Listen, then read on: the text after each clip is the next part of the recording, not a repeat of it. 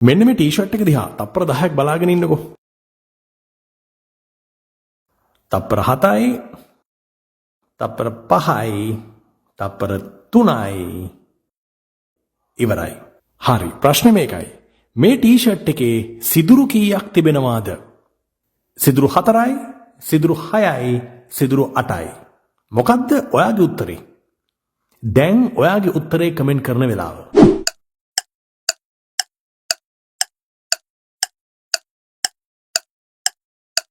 අපි බලමුද උත්තරේ මොකද්ද කියලා. සිදුරු 8ක් කියන එක නම් ඔයාගේ උත්තරේ. ඔයාත් නියම මීටරයක්. මෙහෙමනේ. ටී-ෂර්ට් එකේ බෙල්ල ගාව එක සිදුරයි. අත් දෙකේ 2යි. පහළ ලොකු සිදුරයි. එතන 4යි. ඊළඟට ටී-ෂර්ට් එකේ පේන්න මැද සිදුරු දෙකක් තියෙනවා. ඒක ඉදිරිපසයි පිටුපසයි ගත්තාම එතන සිදුරු 4ක් හැදෙනවා.